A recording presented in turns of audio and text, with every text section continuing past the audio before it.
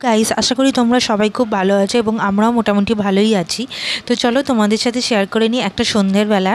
তো আমরা আজকে বাসে করে একটা জায়গায় যাচ্ছিলাম। তো দেখো, আমাদের এখানে দুর্গাপুজোর জন্য তৈরি হয়ে গেছে সমস্ত জিনিস।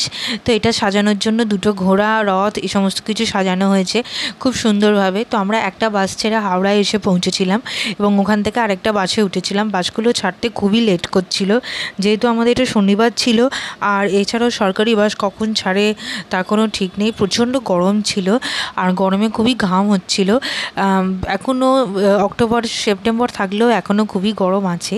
তো দেখো, বাসটা ধীরে ধীরে ছেড়ে ছেড়ে যাচ্ছে। কি সুন্দর পেঁজা পেঁজা শরতের মেঘ। আমরা অনেক সময় অনেক কিছু উপভোগ করতে গিয়ে অনেক কিছু মিস করে দিই। তো আমরা অনেক সময় এসি গাড়ি বা এরম এসি ক্যাব বা এরকম কিছু করতে গিয়ে যে অরিজিনাল প্রকৃতি, সেটাকে আমরা মিস করি খুবই। তো দেখো, এখানে গঙ্গার হাওড়া ব্রিজে গঙ্গার ওপর দিয়ে গাড়িটা যাচ্ছে। তোমরা জাস্ট মেঘটা দেখো আর গঙ্গা দেখো। হ্যাঁ, কাঁধে কাঁধে গঙ্গা নদী দেখতে, মা গঙ্গাকে দেখতে খুব ভাল লাগে। আর এখানে খুব সুন্দর মিষ্টি ঠান্ডা হাওয়া দিচ্ছিল। এখানটাতে একটুও গরম পড়ছিল না। তো এখানটা টালিগঞ্জ ছিল। এটা টালিগঞ্জে রেল যাচ্ছিল মাথার ওপর দিয়ে। আমার যতটা মনে হয়, কলকাতা আমি খুব একটা ভালো চিনি না, তা সত্ত্বেও আমি যতটা পেরেছি শেয়ার করার চেষ্টা করেছি। তো আমরা এরপর যাচ্ছিলাম কলকাতা পেরিয়েই আমরা যাচ্ছিলাম। আমরা অ্যাকচুয়ালি যাচ্ছিলাম গড়িয়াতে।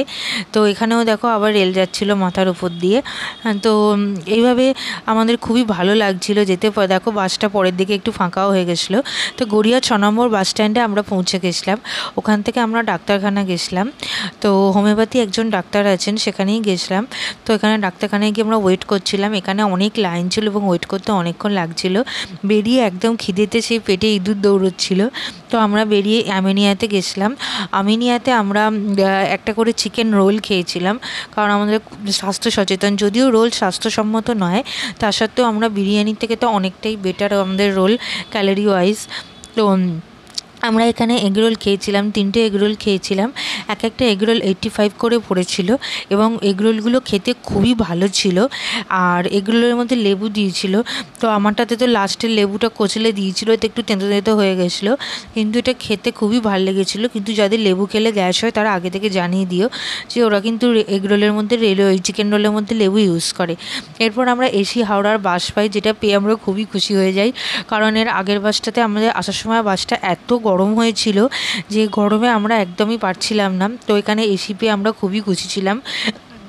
কিন্তু এই এসি বাসটা প্রায় 15 মিনিট মতন আমাদের দাঁড় করিয়ে রেখেছিল, তখনও ভর্তি হয়নি। পেছন দিকে তো ভর্তি হয়নি, আমরা একটু পেছন দিক করেই বসেছিলাম। সামনের দিকে কয়েকজন লোক ভর্তি হলেও আমরা অনেকক্ষণ ওয়েট করছিলাম, প্রায় 15-20 মিনিট মতন। তারপরে বাসটা ছাড়ে। এছাড়াও আমাদের এখানে প্রচুর মিছিল হয় শনিবার রোববার, বিভিন্ন রকম সভা হয়, তার জন্য অনেক লেট হয়ে গেছিলো যেতে। তো এসি বাসের জানলা দিয়ে খুব একটা বেশি দেখা যায় না, কারণ জানলাটা পুরো একদম ওই এসির এতেই ভরে থাকে। তো সেই জন্য সেরকম খুব একটা বেশি দেখা যাচ্ছিল না। তো ওই জন্য জানলা দিয়ে শ্যুট করতে পারিনি। তো তারপরে ওখান থেকে আমরা হাওড়ায় নেবে। তো হাওড়া ব্রিজটা তোমরা দেখতে পেলে, রাতের দিকে হাওড়া ব্রিজটাতে কি সুন্দর আলো জ্বলে।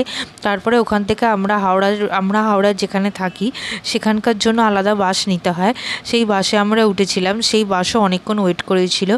তারপরে সেই বাস থেকে নেবে ফাইনালি আমরা টোটো করে যাচ্ছিলাম বাড়ি। তো দেখতেই পাচ্ছ, এইভাবে আমাদের 2-3টে বাস ভেঙে তারপরে টোটো করে আমাদের বাড়ি আসতে হয়। তো তোমরা যারা কলকাতায় থাকো তাদের অনেক সুবিধা। এটা আমরা নবান্নের ওখানটা থাকি, মানে হাওড়া নবান্নের ওখানটাতে থাকি। তো ওইখানটাই শ্যুট করছিলাম। এখানে সমস্ত বাচ্চারা খেলতে আসে আর সবাই মানে সমস্ত মানে বয়সের মানুষেরা এখানে বসে আড্ডা দেয়। এখানে মর্নিং ওয়াক করতে আসে। এখানে সকালে জিম হয়, মানে জিম মানে লোকে যোগব্যায়ামও করতে আসে আর মেন মর্নিং ওয়াক করতে আসে। তো জায়গাটা খুবই ভালো। তো আমরা এখানেই থাকি এবং বুঝতে পারছো আমাদের এখানে পুজোর জন্য লাইটিংগুলো সব লাগানো হয়ে গেছে।